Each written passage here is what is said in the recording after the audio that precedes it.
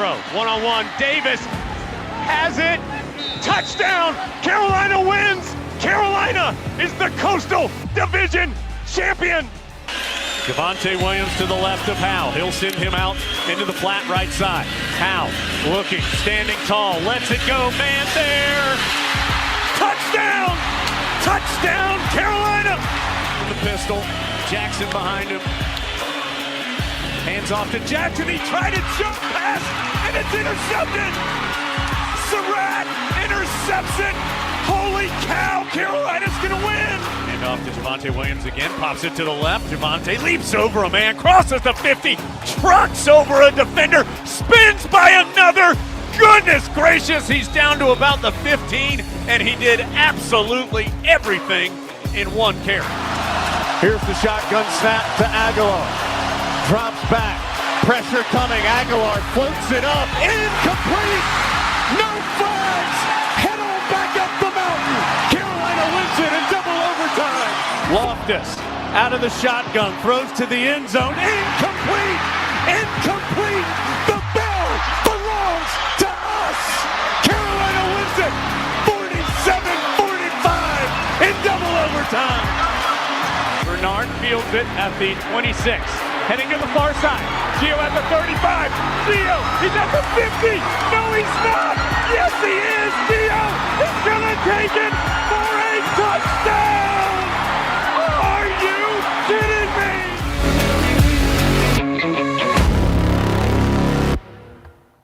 What's going on, guys? Welcome into another edition of the Heel Tough Blog podcast, coming at you as we always do here on Friday night this season, as we get ready to preview the Tar Heels game against the Boston College Eagles tomorrow up in Chestnut Hill. It's a place that Josh always likes to call a sleepy environment, and to be honest with you, I think this year more than ever, that may certainly be the case. Carolina, a 12 o'clock game on the CW against a team that comes into this game at 5-5. So we'll see what Carolina can do, looking to continue their winning streak and extend it to 4 games to sort of counter that losing streak that they had prior to that. So we'll talk about that. We'll give you everything that you need to know about Boston College. We'll give you all the Tar Heel storylines coming into this game. We'll also give you the keys to a Tar Heel victory and our predictions for this one. And I'll have a closing note on the way out for you guys about the Tar Heels losing yet another player in the 2025 recruiting class. This one, the most significant one that they have lost to this point. But as I mentioned, let's start by focusing on the game that Carolina has tomorrow afternoon at noon against the Boston College Eagles. This is the 9th time that Carolina and Boston College have met. The Tar Heels lead the series 6-2. Carolina, of course, officially it's 4-2 because 2 of the wins against Boston College were vacated during that time. But this is still, a game that hasn't been played often, but the series leans heavily in favor of Carolina. They've won the last 5 against the Boston College Eagles. This year's team definitely one that I think has left a lot of people scratching their heads, because early in the season, you go on the road, you beat Florida State. Now that win doesn't really seem all that impressive at all. To be honest, some people would probably say they should have beat them by more, but at the time sort of set the tone for the year. And then they go on the road and compete with Missouri, have a chance to win that game. And I think a lot of people thought, okay, this is going to be a pretty good Boston College team this year under new head coach Bill O'Brien. Well, the team now sits at 5-5, 2-4 in conference play, where they have really struggled. And now, they're kind of left to pick up the pieces and try to scramble to get their way into a bowl game. Offensively, a team that is scoring 27.6 points per game. They are so far this year totaling 360.5 yards of total offense, just 184.5 passing yards and 175.6 rushing yards. So the name of the game for this team is going to be their rushing attack. They have 4 different guys at running back that can affect the game, and we've seen them all. If you've watched their games recently, we've seen all of them sort of take on different roles throughout the last handful of games. Kai Rubichaux is their leading rusher. He's the guy that's going to handle the bulk of the carries. But then you've got a guy like Jordan McDonald, who's had a couple of big games on his ledger. You've got Trayshawn Ward, the transfer from Florida State, who is also a part of that backfield, does a good job catching the ball out of the backfield. And you did have Turbo Richard, a guy that actually comes from this area, but unfortunately he got banged up. Not sure if he's going to be able to play in this game.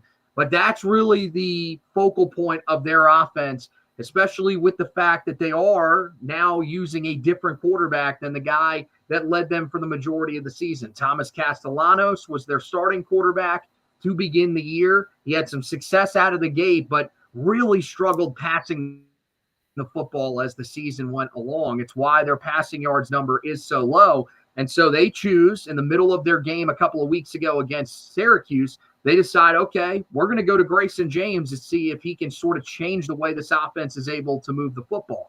He was pretty good in that game, helped them get the win. And so they said, all right, we're going to start him moving forward. Thomas Castellanos, unhappy with that decision, decides to enter the transfer portal. And so now this is all in the hands of Grayson James. And he looked pretty solid last week on the road against SMU. That offense scored 28 points. He threw for 237 yards. So we'll see what exactly he looks like in this matchup. One that, for Carolina, the way their defense is playing, should give him a little bit of a test. And then, you look at the wide receivers that he's throwing to. I mean, guys, there are a couple of guys that are having solid seasons. No one that is really blowing it out of the water. Lewis Bond is his leading receiver, a guy that has 464 yards, 4 touchdowns so far this season. Also, Reed Harris at wide receiver. He was unlocked last week, 4 catches, 78 yards, a guy that really hadn't done much up until that moment, but now looks like he could potentially be someone that will be an impact player down the stretch of this season.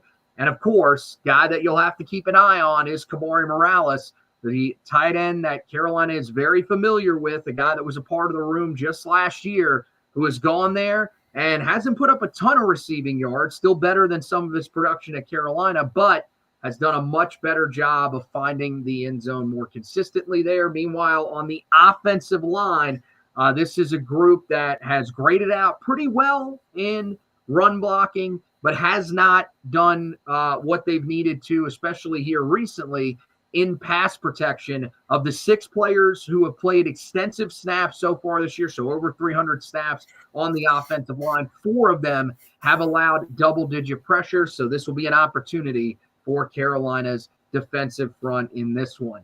Josh Marlowe, of course, alongside me here for this edition of the podcast. And, what do you think about this offense and the challenges that it may pose for this Tar Heel defense?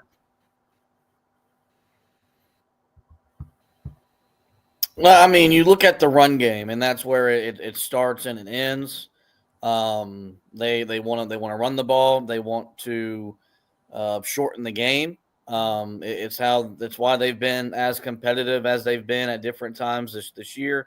You saw them last week take SMU the distance on the road in a game that, for SMU, they can't afford to lose as they're vying for a spot in the playoff. I think you can tell by some of their adjustments that they've got an experienced head coach in Bill O'Brien who, has spent a lot of time in the National Football League. But I think people might forget he was a good football coach too when he took over Penn State after all stuff happened with Joe Paterno. He was the guy that kind of stabilized that program and really kept them afloat when that program could have went underwater. So there's high level coaching, which I don't know how many times you could say that at Boston College in the last 10 to 15 years. So I think Carolina's got to be prepared for that. it's odd seeing them struggle to throw the football, just because it's odd when you see a team at any level now struggle to throw the ball when the game is become so pass heavy, so pass oriented. But that's the name of the game. But they know how to play to their strengths. They're trying to maximize their weaknesses, and their ability to run the ball will challenge Carolina's defense tomorrow in a game that I think whichever team can run the ball best will most likely set themselves up in the best position possible to get a win. Yeah, I think that's going to be a huge key, no question about that, because when you look at this rushing offense that they have, when you're averaging 175 yards per game and you're doing it with a bunch of different backs, that's the thing. It's not, if you slow down one guy, then you're in the clear. No, they've got 3 guys typically that carry the ball in a game. And who knows, if Turbo Richard returns, they could even go as high as 4. So Carolina's got to be prepared for a bunch of different styles of running backs that they will be facing.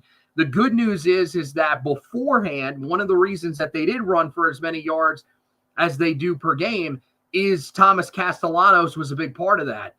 Grayson James doesn't look nearly as mobile, and so that's something that hopefully Carolina can take advantage of, now just having to focus on the running backs as opposed to having to slow down a quarterback that can be mobile. That's one of the things. You look at the last couple of weeks during this 3-game win streak for Carolina, one of the big things is that they have faced a lot of pocket quarterbacks, guys that have stayed in the pocket, haven't been able to use their legs to run. So hopefully you can do the same things in this game with a guy like Grayson James. When you move over to the defensive side of the ball for Boston College, this is a solid unit. It's nothing, not nothing great, but, pretty average group, 24.5 points per game, 379.2 yards of total offense allowed, 248.8 passing yards per game allowed, and 130.4 rushing yards per game allowed. So really, it's just a slightly better version of Wake Forest. It's a team that gives up, a pretty decent amount of yards in the passing game. You look at the numbers in the rushing game and think, okay, those are pretty solid, but a big part of that is because the strength of, the teams that are facing them, where they've had the most success, is in that passing game against this defense for Boston College. Now, the big thing is really it starts on the defensive front for them, because it's all about slowing down Donovan Izuruku, who is having a tremendous season so far this year, leads the team in tackles as an edge rusher, 64 total tackles this year. That is something that you do not see often by any stretch. And he's also got 11 sacks so far this year. So he is having a tremendous season and is certainly a guy that Carolina needs to be aware of in this matchup, because if they aren't, then he's going to cause problems for them. They also, have a guy on the interior of their defensive line who's had a really good season, grades out as one of their best players as well, in Cam Horsley. So those two, I think, are the biggest things for this Boston College defense that you have to be able to take away. Now, they do have some guys that are struggling that play a lot on the defensive line on the interior, and Owen Stoudemire and George Rooks. Both of those guys play pretty significant roles. So that's an area that Carolina could potentially look to attack. You look at the linebacking core, there are guys that are having good seasons. Cam Arnold was having a pretty strong year, but he was lost to injury. Not sure about his status for this game. Owen McGowan has stepped in and played pretty good alongside of Davian Crouch, who has really been inconsistent for the majority of the season, especially when it's come to tackling. Missed 12 tackles already so far this year. So certainly a part of the reason why you would feel like Carolina could potentially have some success running the ball in this game. The secondary, really, you've got some guys that are playing really well, but you've also got some guys that are struggling. The outside corners have just been torn apart so far this year. That's an area that Carolina, I think, could have some success in this game, especially with a guy like J.J. Jones. They've tried, opposite of Max Holden, who is their, guy that's played over 500 snaps at the one corner spot. He's allowed over 300 yards receiving, 385 yards so far this year. But the spot opposite of him has been even worse. They've tried 3 different guys at that spot, and none of them have really been able to stick. No one's really had that much success. Meanwhile, at safety, Carter Davis, he's been solid in the run game, but he's also given up some yards in the middle of the field in coverage. So once again, just like last week, this is a pass defense that looks gettable, but Carolina can't let that really fool them into getting away from what they want to do. No, they need to set up what they do in the passing game by softening up that defense and running the ball. You got 2 guys up front that you're going to have to limit the impact that they have on the game. It's going to be important that Carolina's edge or their tackles play really, really well with the way that Boston College gets production from that edge spot. 64 tackles, that means that guy's making plays in, at, or behind the line of scrimmage. And so I think it's going to need to be the same game plan. Also, the weather should probably dictate the game plan. I think last time I checked, it's supposed to be cold, wet, and rainy, which is a recipe to want to run the football anyway. That's the strength of this team. And so Carolina doesn't need to be fooled by Boston College's struggles in the passing game. Come out, run the football, establish the line of scrimmage, and set up the ability to hit play action passes, be able to push the football down the field as the game moves along. And so I think if Carolina can do that, then I think you'll be able to see what you saw last week, which is Carolina will be able to move the ball up and down the field and be able to put up enough points on the board to win the ball game. So it's going to be, as you mentioned, somewhat similar to what you saw last week against Wake Forest, but they are a little bit better up front. And as long as Carolina's offensive line can minimize the damage, I think they'll have plenty of success against Boston College defense tomorrow afternoon. You look at the special teams for Boston College. This is probably the oddest special teams unit I've ever seen. They have none of their starting spots have really been secured the entire year. So place kicker, you've got Luca Lombardo, who started the season as their place kicker. Liam Connor is the guy that is in that position now. And between the two of them, they have attempted just 2 field goals this entire season. I know that doesn't even seem like that could be realistic, but believe me, I went back and looked through each game, and yes, it's true that they've only attempted 2 field goals. Meanwhile, the punting has been spread between 4 different players, including Liam Connor at one point this year. It's a position that no matter who they've had there, they haven't really had much success at all, and that's the reason why they've been shifting through so many guys. So that could be an area that Carolina potentially takes advantage of. And it's very similar in the return games. They've had 4 different guys who have attempted to return kicks, and they've had 4 different guys who have attempted to return punts. So it is just a complete catastrophe. And that's an area that, look, with Carolina struggling the way that they are in special teams on their side, having a group that's probably as discombobulated, if not more, on the other side certainly will help Carolina going into this game. All right, let's turn to the Tar Heel storylines. And the first one for me is really what we talked about when we talked about the defense for Boston College. Did Chip Lindsey learn his lesson from last week? This Boston College defense is set up very similarly to what we saw from Wake Forest a week ago. It's a team that's struggling against the pass, hasn't really been tested in the run game nearly as much. And so I just wonder, is Chip Lindsey going to come in with a game plan of trying to attack these struggling corners, a struggling safety for Boston College with Jacoby Criswell in the passing game? Or did he learn that last week the strength of this offense is your running game, And you need to lean on that until the other side proves that you need to go to your passing game. I think that's one of the biggest things that you were hoping to take away from last week. You were hoping sort of click for Chip Lindsey. You saw it a little bit in the second half of that game where he started to realize, okay, even though there aren't big gains here, we need to stick with our running game. Hopefully that mindset carries over into this week against the Eagles. And I'll reiterate, I do think if it's going to be raining tomorrow with as cold as it's supposed to be, I think there will be a natural willingness to run the ball because when it gets cold, that ball becomes harder to catch. You factor in rain, that becomes slick to catch, and it's just not a recipe to want to throw the ball 25 to 30 times. Also, with the way that you've had 2 buys within the last week, Omarion Hampton is fresher at this point in the year than he's been this time last year or even 2 years ago. He touched the ball 40 times last week. I don't think you would want to have to touch the ball 40 times again, but he should be able to carry the ball 25 to 30 times if need be.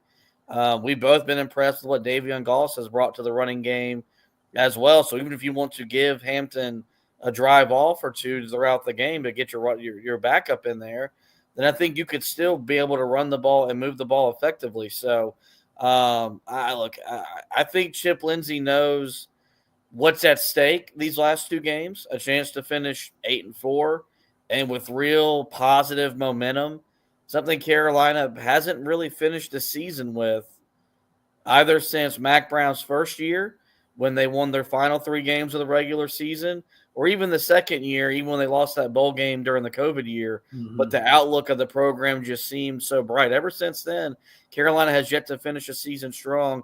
I don't think he would jeopardize that by putting together a game plan that could ultimately jeopardize the result. So I think you'll see a game plan similar to what you saw at Florida State, which was Carolina came out, ran the ball, threw when they had to, and it worked out well. So I think we'll see good Chip Lindsey tomorrow afternoon.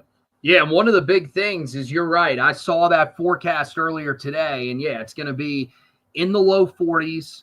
It's going to be raining during game time. So, yeah, it's going to be cold.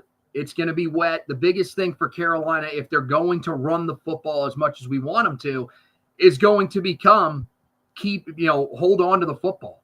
That's the most important thing. And look, I hate to go back to this game last year, but remember the game against Clemson a year ago where Omarion Hampton had 2 big fumbles. So it's important for him to take care of the football. It's important for Davion Goss to take care of the football if he gets carries.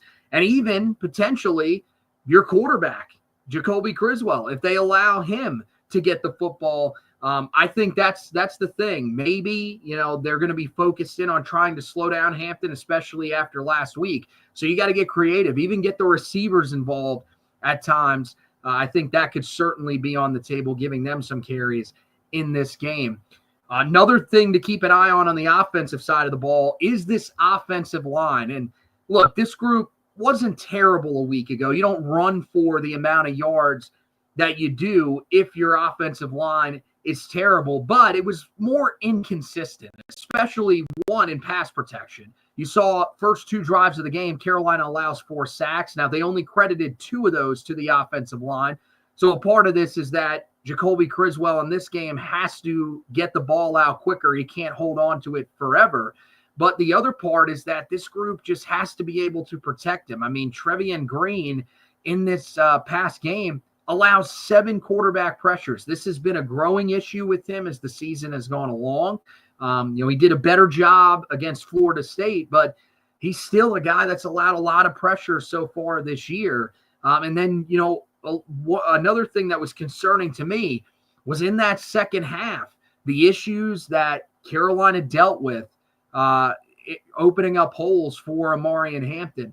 Carolina's offense really wasn't that great in the second half last week. You got to remember that they were aided by Power Echols' interception return for a touchdown and the forced fumble that was recovered by Travis Shaw that set them up inside the red zone. So for Carolina, I think that they need to be able to wear down this Boston College defensive front, which is the strength of this group.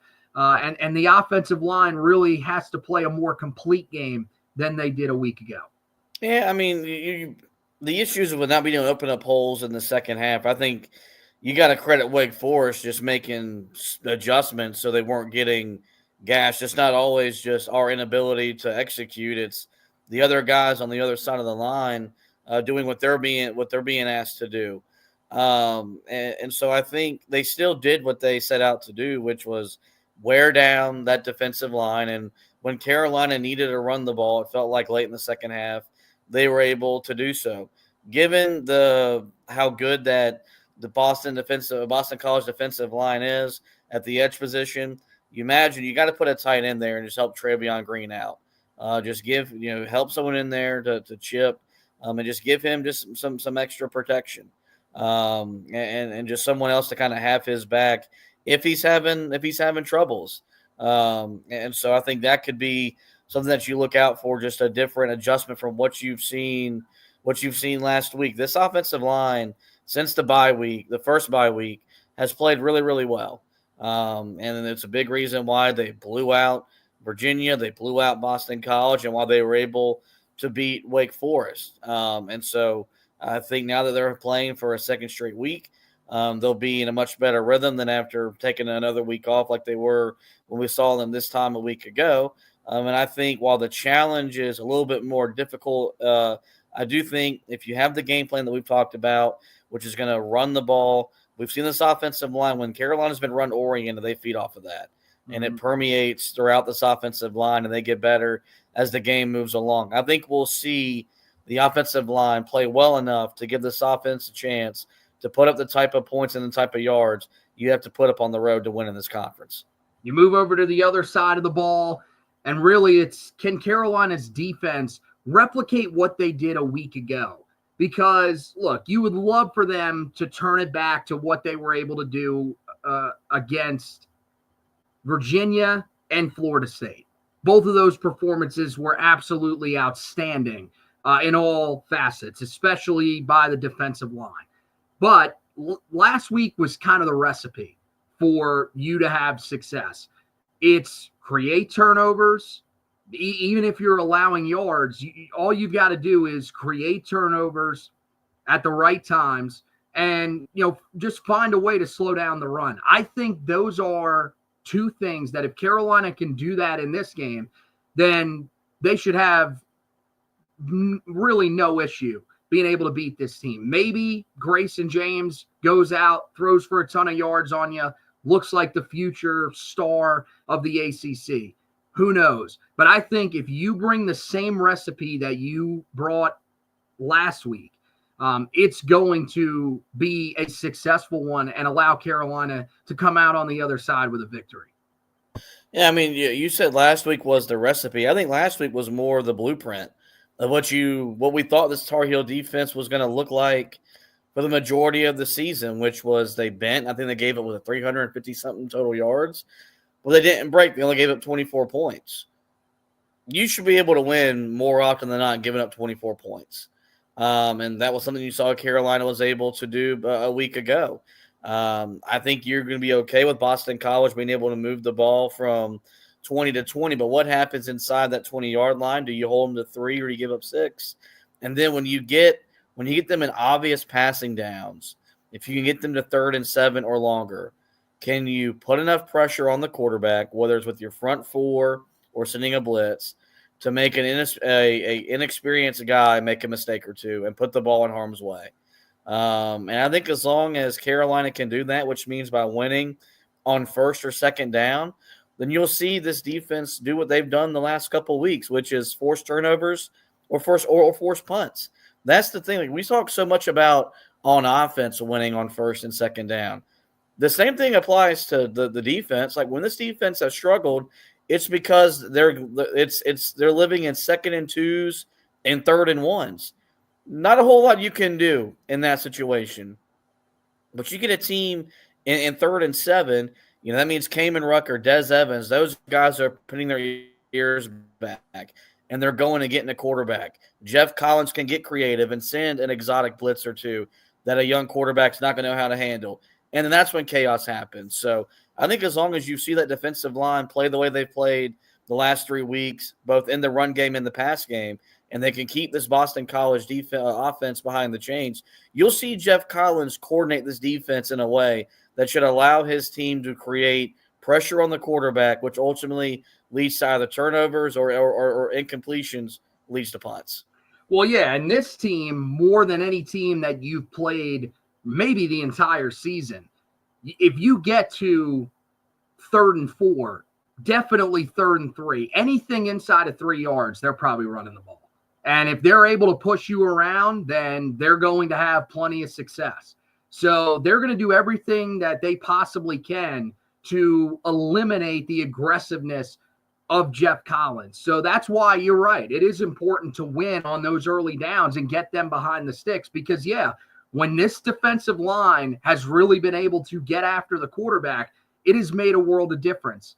And especially now that you've got Kamen Rucker fully healthy. You know, last week, most people would probably classify that as a quiet week for him.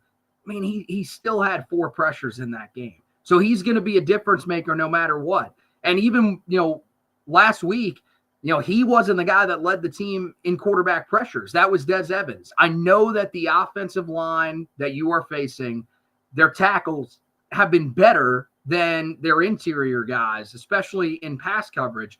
But it's not like they've been perfect either. So there's going to be opportunities there. And with the guys that are struggling on the inside, both of their guards, you know, both of the guard spots, because there's been a guy that's rotated in and out a couple of times with another one of their main starters. I mean, those are areas where, you know, maybe Jahvaree Ritzy's able to step up and produce the type of game that we saw from him early in the season. Or, you know, who knows, maybe Kevin Hester, this is his game. We've talked about a lot of the other defensive tackles who have really stepped up here recently. It feels like Kevin Hester's not one of those guys that we've talked about. So maybe it's finally his time to shine in this game. But yeah, in order to do that, it's going to start by being able to stop this team on 1st and 2nd down and put them into those 3rd and long situations. The final storyline coming into this game is, that's right, guys, it's a good old trap game. And I said it when we were coming into the episode, that this is one of those classic sleepy environments because it's 12 o'clock on the CW, a 500 football team at Boston College, where they really don't pack that stadium out unless they are really, really good. The other reason why this is a trap game is because of where it falls on the schedule. You've got the game last week that you're coming off of where you needed that one for bowl eligibility at home. You found a way to get that done. A sigh of relief. And now you've got this game followed by a game back at home where you host your most hated rival, a team that you have not beaten in the last 3 tries. So it's perfectly understandable that this could be a team that would be looking forward to next week. That can't happen, though, in this game. This Boston College team is way too good. They've played a lot of close games so far this year, even in the games that they've lost. So Carolina's got to be prepared for a fight. This is a very physical football team that they're going to face on the other side. Bill O'Brien's guys are coached the right way. So Carolina's got to be ready for this game and not be looking ahead to the game against NC State, or else they could be caught and put in a situation where, you know, they could go into next week with the possibility of finishing the regular season 6-6 and taking all of those good vibes that they earned the last 3 games and throwing them out the window. I also think you got to add, you know, does this team rest on their laurels because now they're bowl eligible and they feel like they've achieved something, which in a lot of ways, yes, they have, because at 3-4, this could have really gone sideways. And we could have been talking about a really disappointing season here, but obviously they rallied and they've really put themselves in the position to finish strong. And I think that's going to be Mack Brown's message to them is, look, when the state week, like when the game ends tomorrow at 3:30, then yeah, if we win, we'll celebrate it for 24 hours. But when we get back to Chapel Hill, we'll turn our attention to the Wolfpack. But until then, we're trying to do something we haven't done in a while, which is finish the season strong. And so, and to go out with a potential 5-game winning streak to end the regular season and really have some positive momentum going into the offseason. So I think Mack Brown's going to have this team's attention. And look, I think he knows how important next week is for him, just because whether we know he's announced his plans to come back, but he loses for a 4th straight time, all the good feelings that we have right now will really subside. But I think he'll have his players' attention.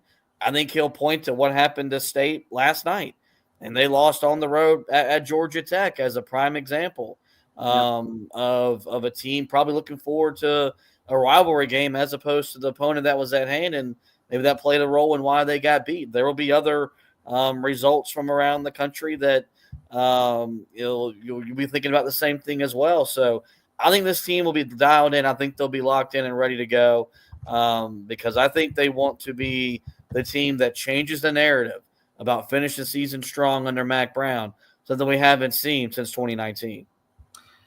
Yeah, I mean, and here's the thing. I think last night's game is a great example, especially when you have a post-game comment coming out from C.J. Bailey, the quarterback, who basically guaranteed that they're going to win next week's game. That, yeah, they were looking ahead.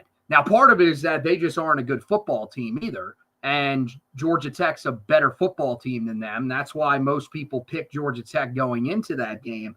But yeah, that's a great example of, hey, look, they were looking ahead to us. They even admitted it in the post-game press conference that they were looking at us and saying, that's the game that we're going to win to make sure that we're bowl eligible. We can't do that. And we've got to live by the mantra that your teammate has lived his life by after he was diagnosed with cancer. That sign that's up in the locker room, you got to keep swinging. Yeah, you're in a bowl game. But that doesn't really mean anything. Do you want to go to a good bowl game? Do you want to get to 8 wins for the 9th time in 16 years under Mack Brown in Chapel Hill? Yeah, those should be the goals for you because it's very attainable. You're better than this Boston College team. You are.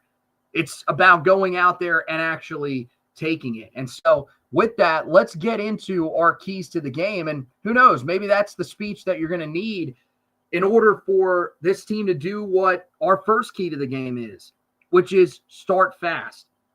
This has to be a game where Carolina is ready to go coming out of the gate. Because you look at what this Boston College offense has been able to do in the second half of the season. They have put up some pretty good amount of points in just about every single one of their games. They've shown you that they can play 2 styles. They can play that ugly smash mouth type of football, but they're also a team that has the ability to put up points at a premium if they need to.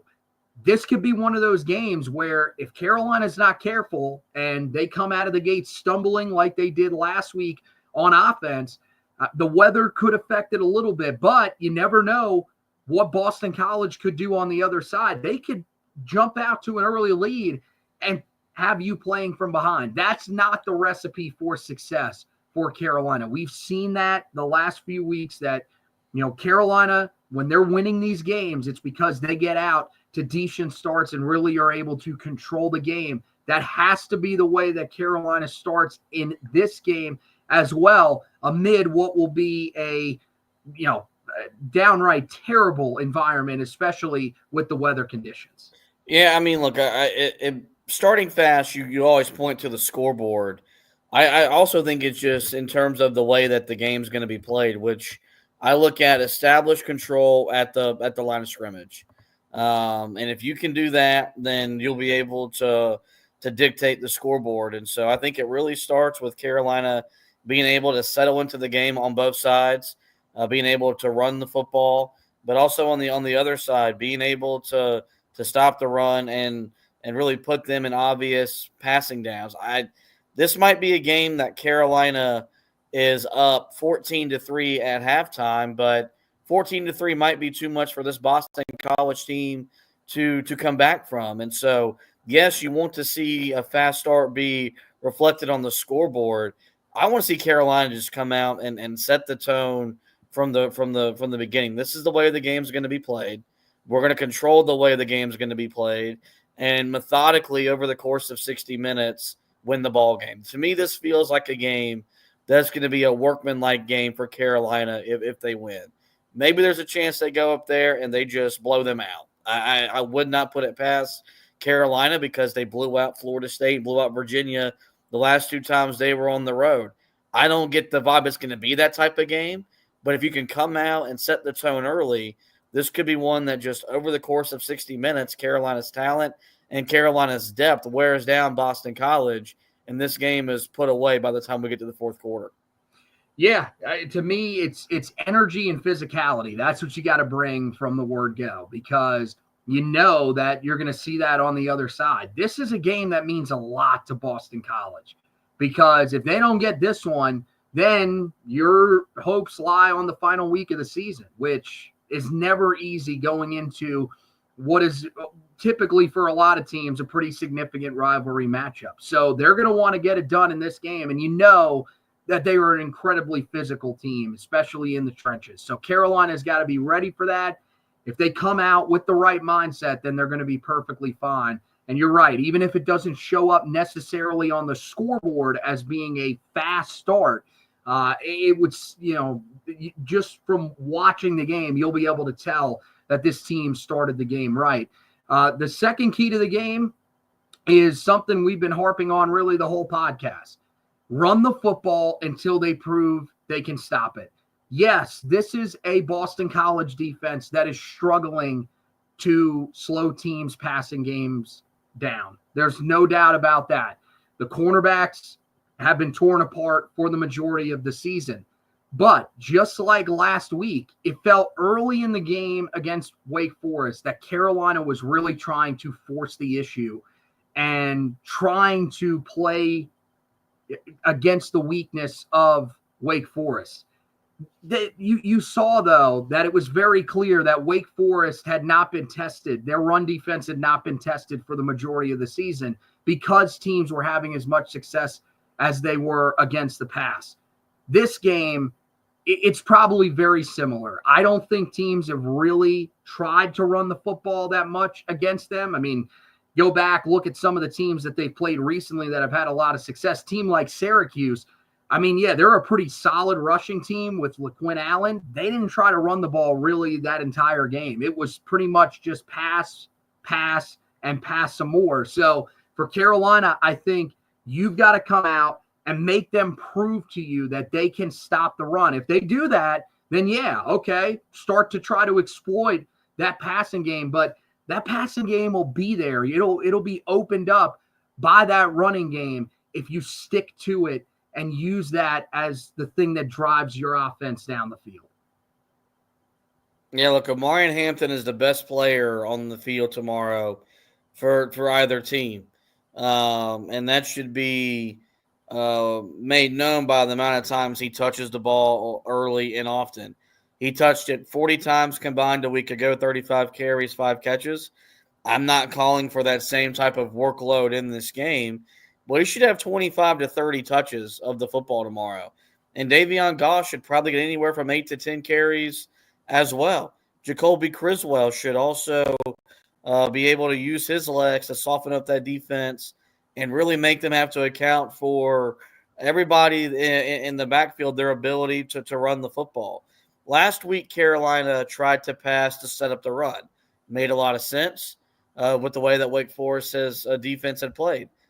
Boston College is in a lot of ways the same way, but Carolina should run to set up the run and really just run the ball until they have to throw it, because I think they can win and control the game by running the football. So I think you'll see a heavy dose of Omarion Hampton. He's as fresh as he's been at this time of the year since he became Carolina's lead back. This is an offensive line that's at its best when they're running the football and getting downhill. So I think you'll see a lot of carries tomorrow, and I think you'll see a Carolina run game be effective once again for Chip Lindsey's offense. And the final key to the game is force them to throw it. And the thing is, this starts with Carolina being successful in run defense, especially, as we said, on first and second down. This is a game more than any of the ones that you've had in the second half of the season where you've started to turn it around, where gap integrity and ability to shed blocks is going to be incredibly important. Carolina's done a much better job in both of those areas during this 3-game win streak. And there's not a reason to be panicked that it won't happen in this game. But this is a rushing attack that is going to keep coming at you over and over again. If Robichaux is not the guy that's succeeding, they're going to go use Jordan McDonald. If he's not succeeding, we'll use Treshaun Ward. They have so many different guys that they can throw at you. So Carolina's got to be prepared for that and just be smart, do what your assignment is. And if you fill the right gaps, if you're not guessing, you're reacting, then you're going to be able to slow down this running game. You've done it all year long. You look at some of the rushing attacks that Carolina's faced, man, in years past, even solid rushing attacks were absolutely destroying this Tar Heel run defense. Carolina's done such a better job against that this year, and it really started in the first game of the season. And I think last week proved that this is a really, really good run defense when they want to be, because you faced one of the best running backs outside of Omarion Hampton in this conference in Damon Claiborne. And that's a guy that, yeah, you could have allowed him to go wild, to run for maybe not the same amount of yards that you saw on the other side from Omarion Hampton, but even if you let him get to 140, 150 yards, there's a chance that Wake Forest wins that game. Carolina did what they had to do against Claiborne to slow him down enough, and that's really what they have to do in this game against Boston College. You're not going to completely shut down this rushing offense, but if you can hold this group to under 200 yards rushing in this game, maybe that's even a little bit high, especially if you can hold them under 150 yards rushing in this game. I feel like you're in a really good spot to come away with a victory. Yeah, it starts by winning on first and second down, and it starts, I think, with the interior of Carolina's defensive line. Or Travis Shaw, Javari Ritzie, Joshua Harris, are those guys making plays in, at, or right past the line of scrimmage, and give this defense a chance to get to 3rd and 7. So Rucker, Bo Atkinson, Des Evans can pin their ears back and chase after the quarterback, and for Jeff Collins to get really creative in how he wants to bring pressure on the quarterback. There are going to be times that Boston College is going to run the ball on you, and you've got to be okay with that and not get down. This is a team that can run the ball, that wants to run the ball, and they're going to be stubborn about running the ball. So they will be able to run the ball on you at different points in the game. But do you let them run the ball at will, or do you dictate at different points that, okay, we're going to bow up here, and on this 2nd and 6, you're not going to go anywhere, now we're going to make you throw it. Because there's a big difference between 3rd and 6 and 3rd and 3 in this ball game. Mm-hmm. Because 3rd and 3 means they're going to run the ball. Yep. 3rd and 6, they're going to have to throw it. And I think the more times that you make Boston College have to throw the ball, the more chances that there are going to be for you to either get a pressure on the quarterback that results in a sack, or a ball that gets thrown into harm's way and you can force a turnover. So, this comes down to the line of scrimmage. It comes down to whichever team can run the ball the best. I think the weather just adds more the emphasis to that.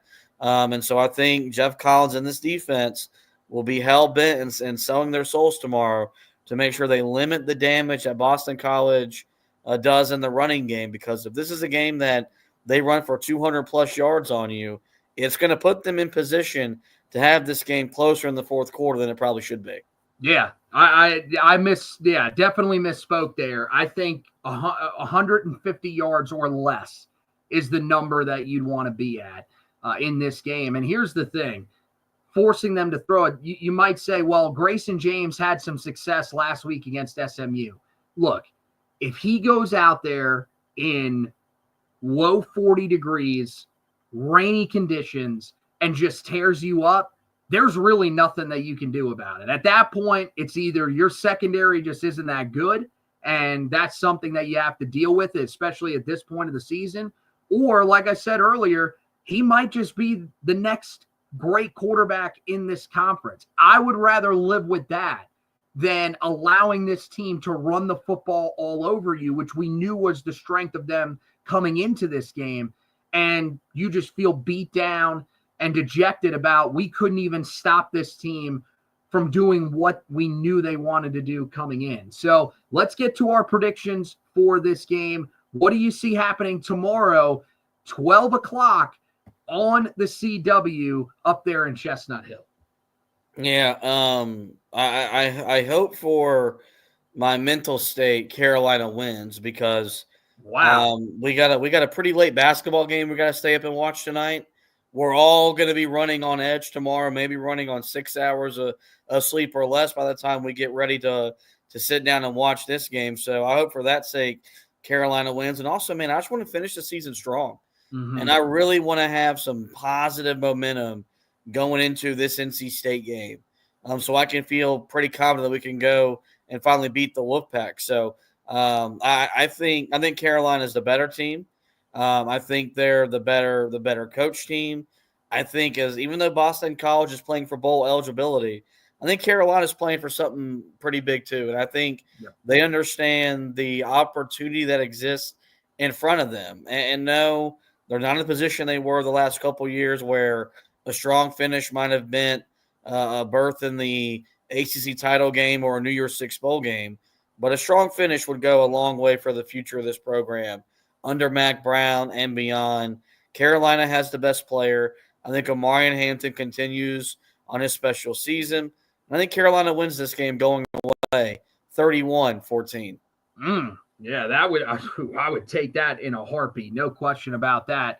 I think, we said it's about starting fast. It's about bringing the right energy to this game in a sleepy environment. In a game that's going to have some of the worst weather conditions that you're going to see all year long. So, look, I think Carolina is going to be motivated to continue this. Man, 8 wins, I think, is a big deal for this group. I really do, especially after a lot of people looked at them at 3-4 and said the season was over. There was no way that they were going to be able to rally from that. And this team has turned it around.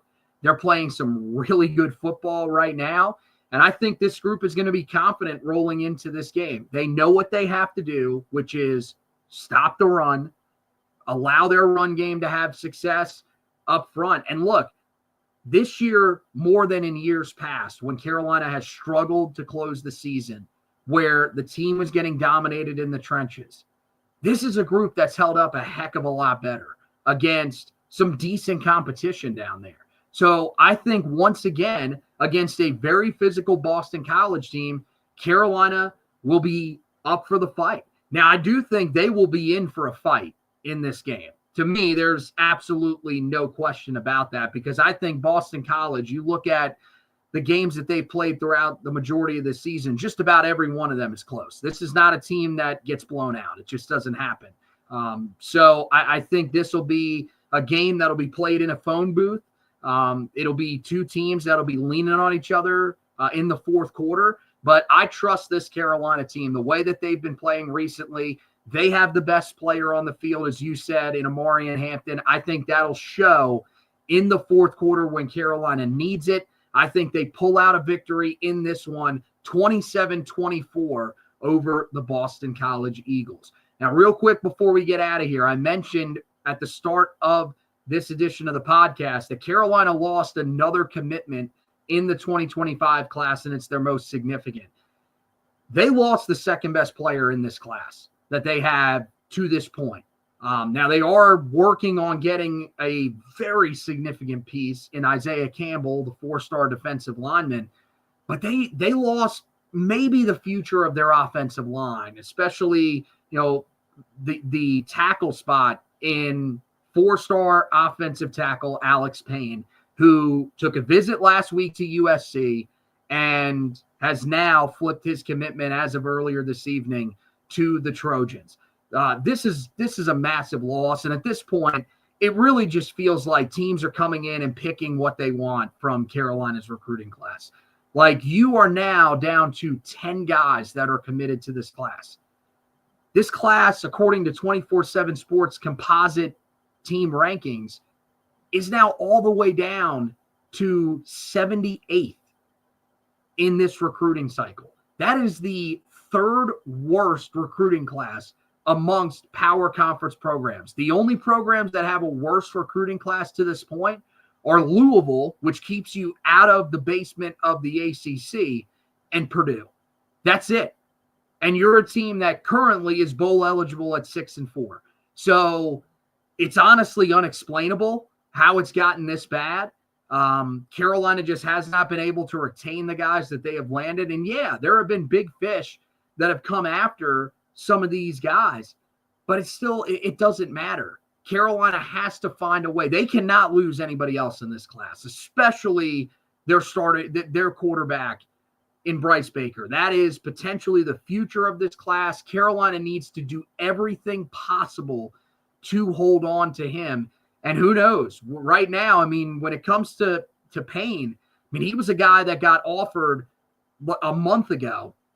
And within that month's time, he was flipped to USC because he said that they valued him more and that he could get a better education there. So Carolina needs to find a way to be able to hold on to the rest of the guys in this class. And they got to start landing some of these other targets that they've given out offers to. You know, we saw Jamian Little, the 3-star wide receiver from Hickory. He decommitted from Wake Forest. It's time. You just hosted him. You got to start pushing to try to land his commitment here.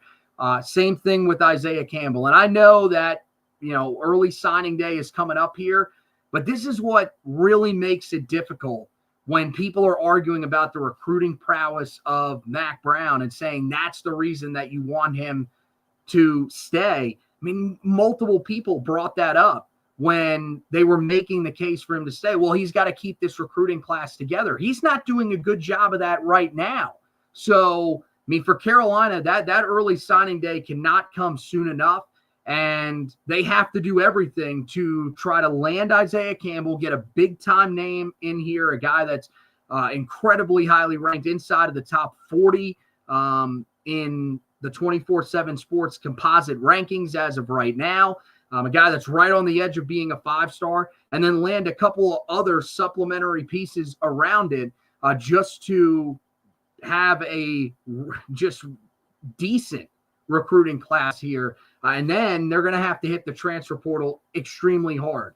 There's not going to be a lot of scholarships used this year on high school recruits. So that means you better be incredibly active in the transfer portal, whether it's Mack Brown or if it's a new coach going into next season. So that wraps it up for this edition of the podcast. Guys, head over to the website, HeelToughBlog.com. Going to have that article up there going a little more in depth on what happened with Alex Payne and what this now means for Carolina moving forward on the 2025 recruiting trail.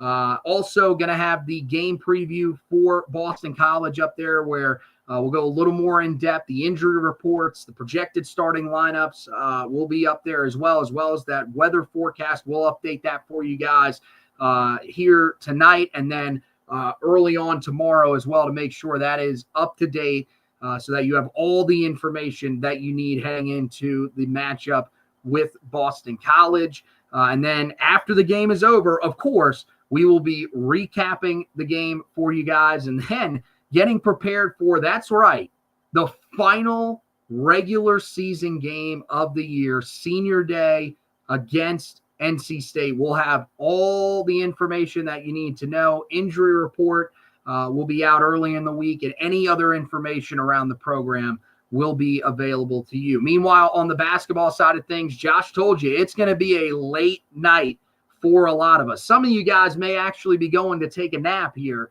and then waking back up to get ready for Carolina's game against Hawaii. 12:30 a.m. Eastern time tip-off here. So Carolina out there looking for a victory that can sort of set the tone for the Maui Invitational. Josh will have you covered with the recap that'll be up early in the morning. And by the way, when I say early in the morning, I mean early after he goes to sleep and then wakes up and writes the article and puts it up for you guys. So make sure you keep an eye out for that. And of course, during the Maui Invitational, we'll have you covered on the website side of things with game previews and recaps. Same thing on the podcast.